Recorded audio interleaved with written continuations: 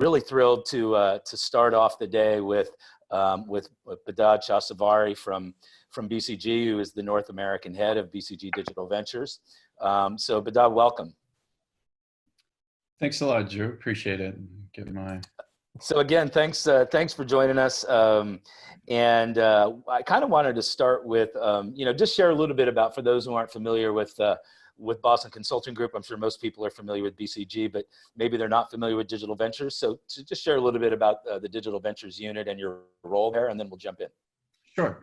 DV is a wholly owned subsidiary of BCG. We work intimately together with BCG and everything that we do, but it's a team of different talent. It was acquired by BCG almost 7 years ago now, and we basically are all folks who have one leg in the corporate world and one leg in the investing or entrepreneurial world, and that's all about our thesis, which is if you bring the best of what startups do really well, agile, pivoting, learning, taking risk, moving quickly, but combine that with the corporate know-how and assets, capital, capabilities, you have game-changing innovation. But to do that well, you need people who have been there and done that, and it helps to have those legs in both worlds. So we've built up a team of about 1,000 people over the past 6-7 years. We've launched 100+ businesses with BCG's corporate partners. And we've done that using a methodology that we've sort of launched and learned over the years, which aims to do exactly what I said, which is bring those assets and capabilities to bear, but to do them at a speed and with an ability to change and pivot and lock in product market fit, which corporates often struggle with. So that's great. I look after the North American part of that business, which is about half of it. Super. And I know you've had tremendous amounts of retail experience over the years in many different roles, and we'll dive into that as well as we get into the discussion. Well, first, old, Drew, it happens. Yeah. Well, first, how are you? I hope all is well and family safe and healthy. And along with that, I guess as as this crisis has started and you've been working at home, you got a lot of time to think in addition to being very busy. I don't know, what's top of mind for you? Where's your head right now in the middle of this sort of process? It's funny. One has to be a little thoughtful about answering the question, how are you these days? I mean, on the one hand, I'm trying to maintain an attitude of cautious optimism and look for the glimmers and silver linings, because we're in a period of this obviously of high uncertainty, and we're coming out of the aggressive flatten phase in a lot of markets and economies. But there's still a lot of challenges ahead and a lot of uncertainty. So for me, I spend 50-60 hours a week on Zoom and then try to squeeze in some work around it. And with 3 kids at home, wife was writing a book and all that good stuff. I'm sure you hear similar stories across the board. I think a lot about 2 things. One, my role as a leader within DV and what the changes are doing to our teams and the way of working, and kind of try to think of us as a microcosm, because a lot of what we're doing obviously used to be sort of de facto face-to-face hands-on. You do ideation sessions, Post-its are flying everywhere, you're building products, you're testing things with consumers, and just the notion of virtualizing that would have been, anathema 6 months ago. And we've actually, taken our own medicine, been pretty creative and clever, and the early results with our clients are amazingly impactful and good. It's different than what it was, and I hesitate to judge whether it's good and bad. But one thing which has given me a lot of encouragement is the positive spirit in which everyone, including our clients, has opened the situation and said, "Look, we know it's not going to be what it might have been in the circumstances. Yeah. But we're going to find a way to make it work, and we have to do this stuff." The innovation imperative, the change imperative is absolutely there. We need the speed. We need to experiment in the market as things are changing rapidly. So let's suspend disbelief and get to it. And we were talking on the phone the other day about, sort of just the way you have been working internally. So I think that's a good segue here, and we'll get back to some macro level questions in a second. But, you talked about how ideation and sitting around a room with stickies and it really works well in person. And you get those juices flowing and how has that been difficult for you to transition into more of a remote virtual? How are you driving, whether it's product innovation process, ideation in a more virtual environment? Has that been difficult for you? And what have you done to make it easier? It's taken a different attitude, as we talked about, but it's also taken a different resourcing configuration. Mm-hmm. So to run an effective ideation workshop, for example, we've had to, I'm very lucky to have a lot of talented designers out there, but we've basically buddied up 2 to 3 times the number of designers that we normally would have, and had a designer for almost any other participant in the workshop.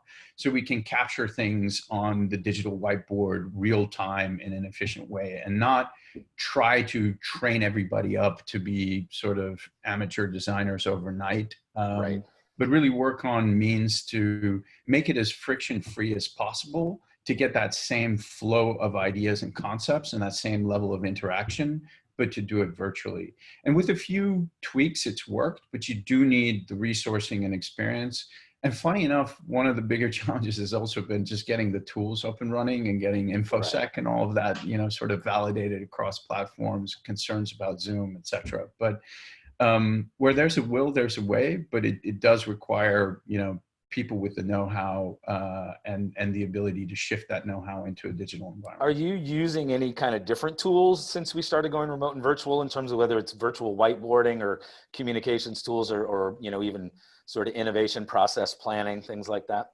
We're super lucky to have been pretty experimental and pretty active in using these tools, whether that was because the tools themselves facilitated the designer's portion of the work, and that was historically the case, rather than necessarily needing to use them for prime time. But yep. we worked on a lot of that, those tools internally. Now, scaling them up to a client-facing mode was absolutely the challenge. Right. So getting clients on Miro boards and diving into Trello to dig things up, as opposed to waiting for a PowerPoint or a PDF. Right. That's proven, let's say, to take some time and patience. Yeah, and I'm going to do a little bit of dealer's choice. Just Josh, FYI, I'm going to take a question here that sort of came in because it's very connected to what we're talking about right now. And ultimately, this is for our audience, so I want them to be asking questions. The question is from Mike Mason. Thanks, Mike. With remote only, it's harder to build those human relationships. Things can often seem a little clinical. Is this a problem, and are you doing anything to try to create a little bit of the human relationship with your clients? Well, the funny thing is, when you're doing rapid ideation the way we do, and we're kind of lucky to do these short hit interventions and interactions with our clients, a lot of that's built into our methodology anyway. The creativity exercises, the icebreakers, translating that to digital hasn't been hard. I think what's harder is somehow it's even more exhausting to be trying to ideate and do that stuff and stay on point in a Zoom, in your house, or wherever you are, with kids running around and knowing those pressures are around. So what's been the biggest challenge in humanizing it, and I think it's a great question from Mike, has actually been in rebuilding the agendas in such a way to make sure you have those human collisions and time for that human interaction in a much shorter and much more compressed time frame, where people are inherently a bit more distracted and have other things going on. And things like mandating that video is always on can even add to that notion of clinical detachment, that it's sort of a mandated attempt to sort of compensate. And there's just what we found is that there's no substitute for taking the time and dedicating a shocking amount of that time to building the connections one-to-one with individuals, breaking out into the subgroups, making sure we understand and sympathize and empathize about the shared situation that we're all in. And again, I've been encouraged by how much that's brought us together. Yep. And that goodwill that's been expressed by everybody because it'd be really easy to walk in with a ton of skepticism. No, that's great. And everyone, please keep sending in the questions. That was great. And, so as a follow on to that, let's talk a little bit about some of the things that you guys, have, projects and products and initiatives that you developed for your clients sort of since the crisis started. I know you did a contact and tracing app with the government of Australia. You've done a hackathon with MIT. So I'd love for you to just talk briefly about a couple of those, but also I'm curious, your division's already, used to being lean, mean, agile, I mean, has it even been difficult for you, or how have you even moderated your sort of, the way you all work internally to have to be able to deliver on things even faster than you normally do? And you could probably argue that you already have delivered things or have been delivering product in a very sort of fast way. But, talk to me about a couple of these examples and then how you've gone about getting them out into the market. Sure. Love to. I mean, one of the coolest, most visible things, which we just launched on Sunday, was indeed the Australian government's tracing app, very similar to, what Singapore and some other countries had put up. It was actually surprisingly hard to get the open source. We had one of the product developers from the Singapore team actually join us, and we tried to port a lot of it. It was governmental pace, so we somehow, by hook or crook, got an early version of that open source code built off of it. We worked together with an AWS team and some local developers, and basically within a month had a product up running and launched. 2 million downloads in the first 24 hours, which, I mean, 10% of the population of Australia. It's absolutely getting the downloads is the hard part, so that's great. And the cool thing is, when teams are working on stuff like that, which is really going to make a difference and going to help bring, entire countries and economies out of this faster, they are ultra motivated. But the number one challenge we all have right now is partly because remote has led to more cross time zone work, partly because the nature of the thing is that everybody feels like they need to be always on. There are fewer natural breaks, natural gaps. Meetings are coming in anytime. The people are just really burning the candles at both ends. And I think everybody's saying it's got to end soon so we can just keep going until this is over. Right. But the reality is that next phase is somewhere between 12 and 24 months. And we all need to recalibrate and get into a sustainable mode of driving this, which is one of my biggest challenges. And then share a little bit about the MIT hackathon. That sounded, it's a really interesting case study. Yeah, it's really cool. I mean, MIT has been at the forefront of driving a lot of this innovation, starting that pioneering work on creating an open source platform together with the tech giants, and really bringing as much of a grip as we can put onto this thing as possible. And one of the things they did as part of that was a massive hackathon, which really looked at, how we can, in particular, leverage data, AI, big data, and analytics to do different and better diagnostics. And we had about, I think, just under a dozen of our folks leading and supporting various of those initiatives. And the cool thing is, I love this about MIT, it's sort of the opposite of typical academic approaches. They wanted to get product and analytics out there early. So we had everything from patient tracking, big data analytics, leveraging relationships we had, and a bunch of digital therapeutics products we had already put in market.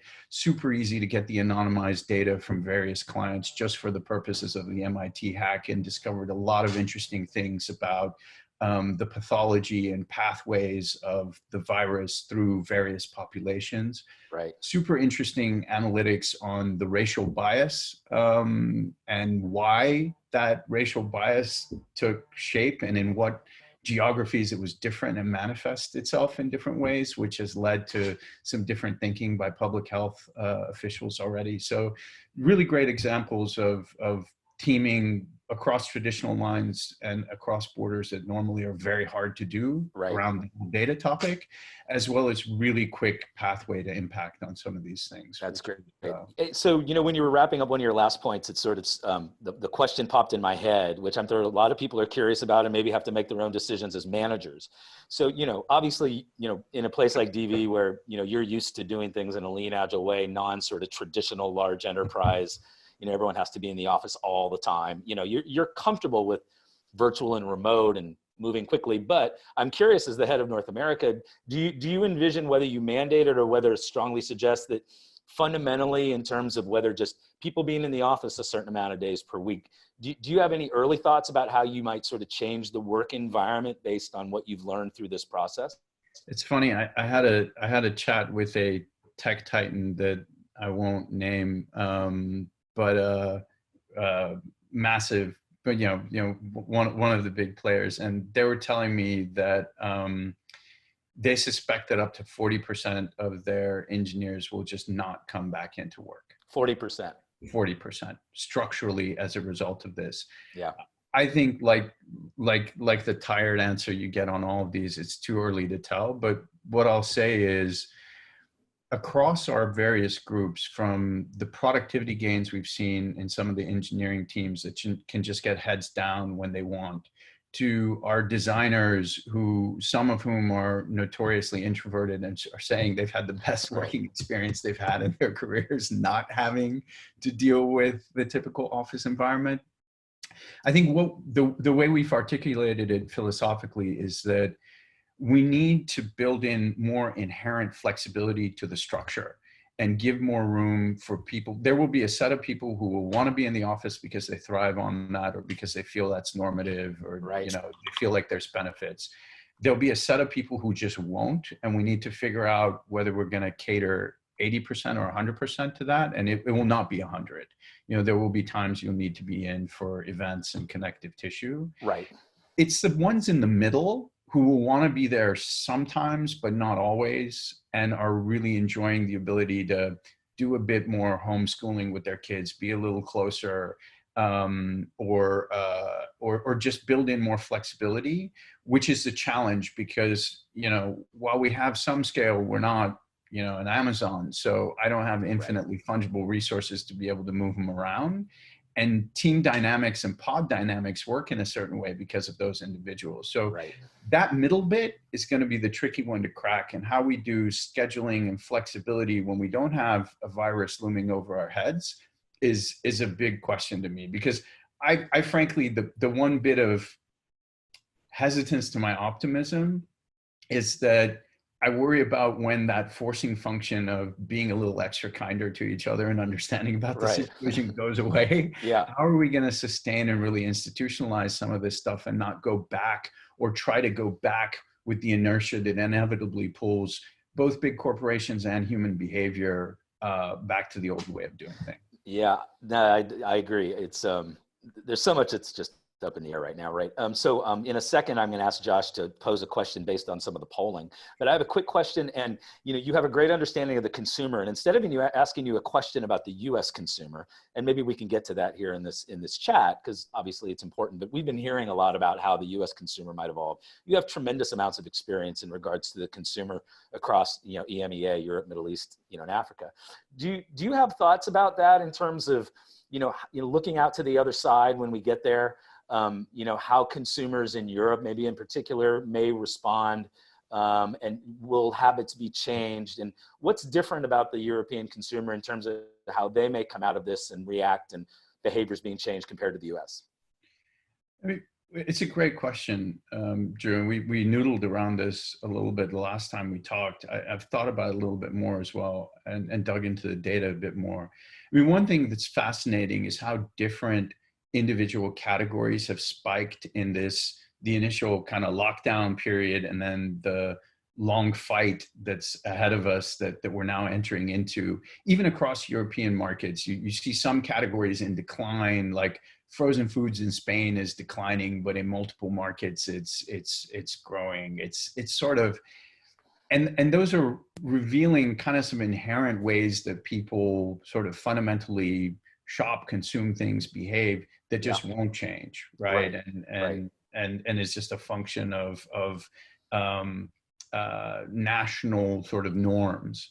But I think there's a couple of things which are worth bearing in mind when you contrast and compare EMEA, generally speaking, to the US. I mean, one, trends tend to be slower but longer to come up to speed. And so you see kind of some steady things like the shifts to organic, sustainable, et cetera, solutions getting structural boosts everywhere. I'm more optimistic about those being sustained in kind of the future scenario in some of the EMEA markets than I am in some of the well, in some categories in the US where you've already seen, you know, things like OTC and some of the kind of, you know, protein powders and these types of subcategories that everybody was predicting, hey, this is going to go up. We're all going to be exercising at home. Well, rethink that. And I'm no exception. But I think the other interesting angle to think about is in the US, we've got Amazon, which is the 800-pound gorilla. I think the crisis and the stress on supply chains has really enabled some leapfrogging opportunities by other players, but largely in the direct-to-consumer space. What you see across Europe in places where you don't necessarily always have that 800-pound gorilla is different types of coalitions forming, different types of leapfrog opportunities by direct-to-consumer platforms, but also an opportunity for you know, sort of the whole notion, for example, in the US of getting, there's 35% of food is up for grabs, right? As things have shifted away from restaurants and other parts of the economy that have shut down. That's a staggering figure. Right. It's not just you who's bombarded with sort of farm fresh boxes and things like that. How is that structural shift going to disrupt the entire fresh chain and fresh to consumer? And is somebody, or certain somebody's going to roll that up?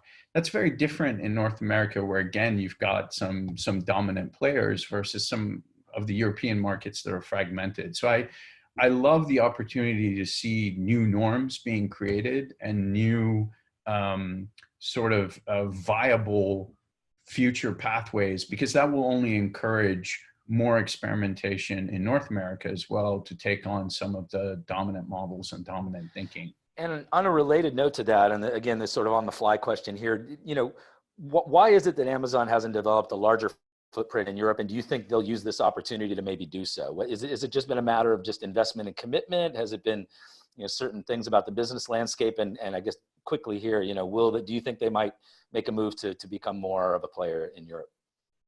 You know, they've been pretty choiceful about that for good reason. I think it's harder to get the supply chain efficiencies that really make their model tick, first and foremost. Secondly, I think the market's just, you know, once you get past the big couple of which have 50 million populations, they're just much smaller. So the relative returns in owning those markets is lower. I do think you'll see a big boost in what Amazon does in Europe, driven by two factors. One is, as they're upping their, let's call it, I don't want to call it private label, but their own brand presence, because to the consumer, these are brands, right? They just happen to be owned by Amazon, but Amazon's using their closed system of data to create an experiment with those brands, launch and learn, and really lock them into subpopulations. As they get better and better with that data, they'll be able to deploy that more cost effectively in smaller scale segments, which will include entire geographies in Europe. So I think you'll see that accelerating them. The other thing I think you'll see driving an accelerant is the entrance of the Chinese players into the European market, because the aliopoly, as I'll call it, is definitely going to be rolling there, and perhaps using it as a test market before jumping into the US in some ways. And I think that competitive playing field, for a variety of reasons, will prove too difficult for Amazon not to take on, at least in some aspects. Yeah, no, it'd be very curious to watch. So we've got about 15 minutes left, so I want to get out into the audience again. And I know we have a question from Marcelo. I'm not sure if he's going to join via video, but Josh, I'll let you bring Marcelo and his question in. Marcelo, if you're there, I just turned on your microphone if you want to ask your question. If not, we could always ask it. Oh, there you are, Marcelo. Yeah. Hi, thank you very much for this webinar. Very, very helpful.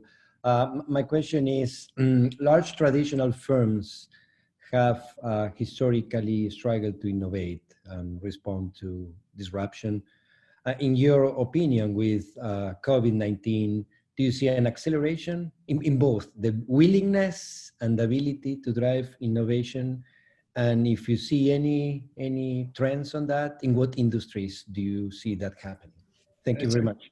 That's a Thank you, great question, Marcelo. Let me say first that the data shows that firms make material relative gains coming out of times of adversity and economic crisis, but it's a very small minority of firms, right? It's about 14% according to the research, which really, it's easy to grow when things are good, but it's hard to drive differential growth because the growth of the category, the growth of the economy kind of boosts everybody. The wave lifts everyone. It's much, much harder, but the biggest gains are made in times of adversity where that wave is slowing everybody else down, but the people who make the bold bets really set themselves apart and structurally gain material share versus their relative competition. And that is true in this situation as well. I think everybody's talking about it and everybody's claiming willingness to do it, but I think actually relatively few people are being thorough, fundamental, and actually rethinking their own norms as they think about how they're going to innovate. And I actually think that the biggest and most challenging innovations in some ways, and it's absolutely reflective of the questions that you asked, Drew, are how are you innovating your operating model? Right. Right. I mean, right. You and I talked about talent, for example. Yep. Coming out of this, it's going to be an absolute buyer's market for talent. People will have renormed. They will have reset expectations. The smart firms out there are going to be absolutely rethinking their human capital strategy and thinking, how the hell am I going to get a bunch of people who are super talented and dissatisfied with the inflexibility of their current employers into my organization, and not just boosting my talent quotient, but helping me change and change faster. Yeah. But how many large scale corporates do you know that are actually meaningfully having that dialogue or thinking about it? No, and we have a session on open innovation coming up next, and we've been doing some open innovation summits. And the question I always ask, because I think in divisions like yours and these open innovation labs and innovation centers and SWAT teams, what you have is the future of organizational design sitting right there in front of you, right? And it's like, where is HR in this conversation of, not just saying, oh, hey, this can be a cool division or a place for employees to go and build either employee morale or attract people to your company. But what about fundamental organizational redesign? I mean, the way you do product innovation, and really that should be brought up to the mothership. And it's a great opportunity now for the mothership, the corporations, at the enterprise level to really redo their org design from my perspective. Absolutely. And it's the number, if I look consistently across the 100 corporate partners plus that we've worked with, the number one cited thing that they didn't expect to get but get was that ability to do things a little bit or a lot more the way we do it. Right. And they often cite that as a huge value add. And I sincerely wish more would take it on. I do think that number that do it is going to be very similar to that 14% statistic, right? If it's 1 in 5, I think everybody will talk about it. I think 1 in 5 will do it. Right. I don't see industries being more fundamentally open to it. I've literally spoken to retailers who have close to 0 sales and no e-com, and they deliberately don't want to go to e-com because they don't want to put the costs in. They would rather shut down than do it. Right. Interesting. Fascinating. And the responses are fascinating. So where you think it happened, it's not where you wouldn't think it's happening. Right. It actually is everything in between. And so I'll anchor on that optimistic 1 in 5, but probably a little less. That's great. So Josh, I know we have a couple other questions out there. Yeah, we'll go to a question in a second, but I was wondering, I don't know if you saw the poll we put up, exactly to what you just said. Many people said that this crisis has accelerated their plans to do digital transformation, although they may not be doing it. Some have said, it didn't have an effect on their plans. But surprising to me was 17% had said they slowed their plans down. And do you think is that purely budgetary? Is that purely refocusing on priorities? Why are these people saying we're actually slowing our digital transformation down during this time? And Josh, I'll follow up on that. And if you can answer that in the context of, especially if the companies that's thinking about that I have fewer resources, that I want to transform, but we have fewer resources. I think the reason they're doing it is cost related, Josh, but I think not just because of the cash part of the equation, but because of the ROI. I think it's a very, very easy for people who tend to do this for, I got a business case type of reasons, and it said I would get X. And now with this uncertainty, if it's 50% of X, I don't want to do it. People with that mentality are definitely pulling back. And it's not just cash cautiousness. I think it's actually more that. And I would postulate that most of those people are thinking about it the wrong way. The return on innovation is inherently low because it's a risky thing to do. You're doing something different, you're pushing the boundaries. So if you're doing it because you think that that slightly higher percentage gives you confidence, it's the wrong reason. We are at a point where winners and losers will be determined. The existential threat to certain industries and a lot of companies is fundamentally there. So I would say you don't have a choice. You need to pick which areas you want to invest in for and innovate in. Is it going to be your people model, your operating model? Is it going to be your go-to-market? Is it going to be your mix? Is it going to be, you know, how digital your fundamental elements or units of your organization are? Is it going to be your partnership ecosystem and right, who you're going to play with, who you used to talk about as competition, but thinking about value capture pools in different parts of the chain? If you're not asking those questions and placing bets, you're doing it wrong. And to your point, Drew, on the resource constraints, I would argue that I would rather have fewer better now doing the right things than throwing bodies at a problem. Right. So I would sort of say, let me place 5 bets. I'm going to get some crazy new talent for bet number 1. I'm going to do a mix for, you know, that kind of mindset and mentality, as opposed to, I'm going to take a bunch of people who would have told me I was batshit, you know what, 3 months ago, if I suggested this, and I'm going to make them my project team. Right. That does not feel like a recipe for success to me. And too many people, even if they're thinking quote unquote big, are staffing it with skeptics who, you know, they expect to suddenly see the light, and it's not fair to those people either. Right. No, I agree. Josh? Yeah, let's I'm going to hand this off. Let's see. We're going to ask David Horth, who had a question. David, you're right. You should be able to unmute yourself if you'd like to ask your question. So I'm enjoying this this webinar immensely. I'm in an industry which is going to have to radically change because it involves lots of face-to-face. It's an education business. But my question was really about the business modeling that people need to actually do to reinvent themselves at all kinds of levels. And I just, in my question, I noted that I had a bad experience with a takeout restaurant yesterday, and I don't want to go back there again. And it just seems to me that the thing that's going to differentiate everything is going to be the customer experience at all levels of all businesses. And I wondered about, is the quality movement going to come back to us in some ways to make certain that the customer experience is the thing that differentiates us? I saw that. I wanted to find a way to weave that in, David. Feel free to ping me offline, by the way. We're doing a piece of transformation work for an education player. I'm happy to share some insights with you separately if you'd like. I think that winners and losers quite often are determined by their degree of focus on their end user. I hate customer. I like talking about consumers. I don't like talking about customers. Customers feels more transactional to me. I would venture to say that part of the reason why you felt the way you did was because you were treated like a customer and you were treated like it was a transaction and somebody was trying to push stuff out the door to you. I find that people who go into this with the mentality that everything that I build, my whole model starts with the last person who's going to use it and maximizing their love for my product or service and work backward from there, fundamentally get it right and drive that transformation right.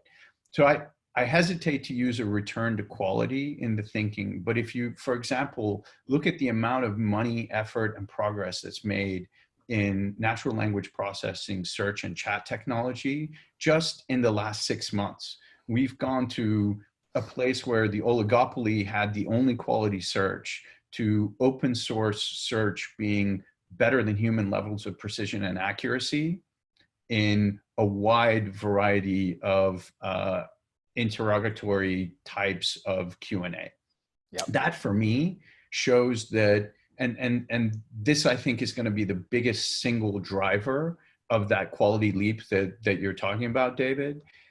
That democratization of hard tech, which is happening kind of somewhere in the last year, half year to a year, and will continue to happen for the next year or two, potentially slightly slowed down by COVID, is going to release a huge unlock in the ability of players of all sizes, and not just startups and not just tech titans, but the smart thinking max 1 out of 5 who reinvent themselves to absolutely deliver fundamentally better on the end consumer experience and reap the benefits through the chain. I hope that answered your question. I know I went about that slightly orthogonally, but. No, I think it was a good answer. And I'll just add something, Josh, before you go to your question with Laura.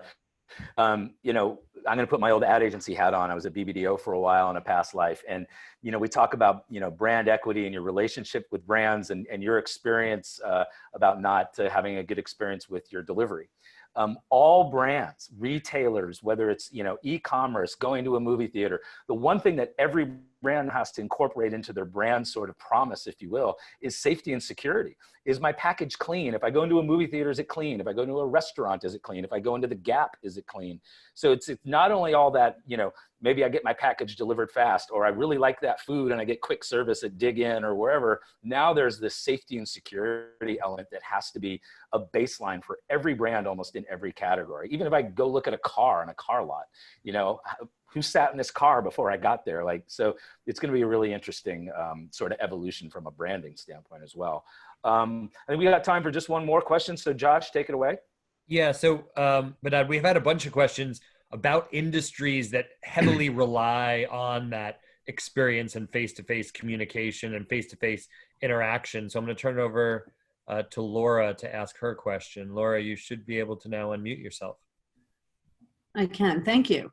So I'm wondering how you think about organizations, like Josh said, that depend on events and face-to-face interactions. Obviously, we can do Zooms, but it doesn't allow for, well, I can't network with any of you through this Zoom afterwards. And networking is also a big part of that experience, whether it's a concert or a program, you know, what have you. How do you think about a digital transformation? Well, I think first, it's the industries who are going to be able to rally together to convince their consumers and end users that the experience needs to be different and it's going to be stage gated, are the only ones who have a hope, right? So take the chatbot example or take your networking example. How do you convince people that the gateway has to be a first interaction with the machine, right? And that's the right way to do things. And it's the same question you framed. How do you convince people that you're going to have an amazing experience when the first thing you have to reassure them is that they're not going to get sick and get ill because you're clean, right? That's fundamentally rethinking the gateway to your product and to your service. And I think that daunting step is what blocks people fundamentally a lot from getting in. So for example, if we had set this up and said, hey, look, there are going to be, you know, close to 200 participants on this Zoom. You're going to really want to get access to these people in the end. The way we're going to do that is we're going to, you know, make some contest of it. And the 6 people who win are going to get 10 minutes in a separate Zoom room with the panelist of their choice. Right. And that's going to be our networking 15 minutes. So the upvoted best questions or best comments are going to get in and get the access to do the networking. Would I have gotten any more or less networking personally out of that? Probably not materially than if we had been there in person, because I would get bombarded. I would have had 6 meaningful interactions with people anyway. So would it be a full substitute versus my mindset that I'm going to go to this conference and I'm going to interact with 100 people. I'm going to get 48 business cards. I'm going to, you know, do 15 pieces of business out of it. Yes, I would have had to reset that. But versus the real benefit that I got out of it, that 15 minutes in a room with 5 people who made the effort and got upvoted, would I have gotten the same utility and would they have?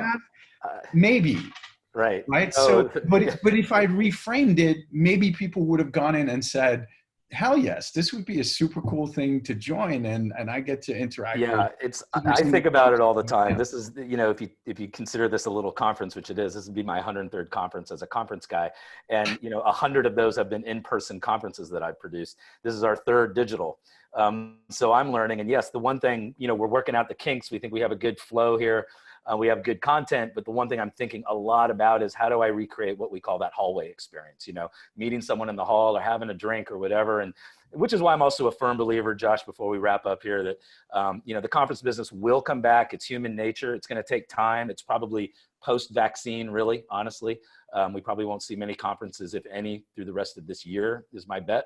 I hope we can get together in the fall. I hope so. But yeah, it will come back and people will want to get together. But in the meantime, companies like Zoom and other platforms are going to be thinking a lot about how do we recreate sort of that networking hallway experience when we do these things.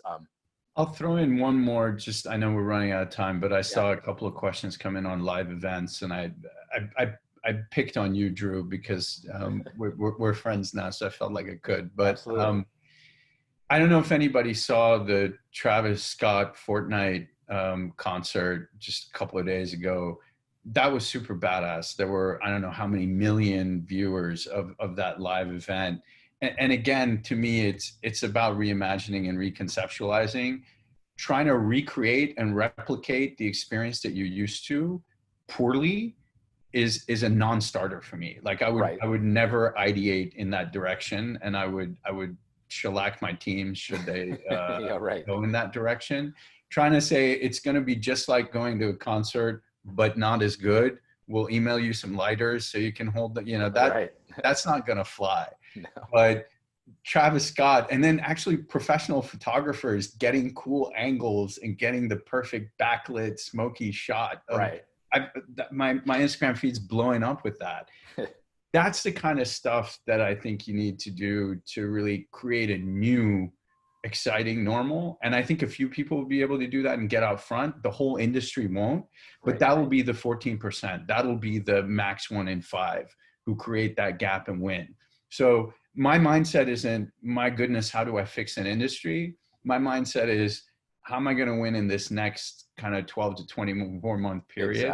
And reset on the mindset and consumers and redefine what this period is going to be. What the next period after that is going to be, let's worry about that after we've gained 20 points. Right, exactly. Well, look, I'm going to turn it over to Josh to transition us out. But Badad, I know we could have talked another hour. Thanks so much. This has been great. Thank you. It was a lot of fun. We'll look forward to staying in touch.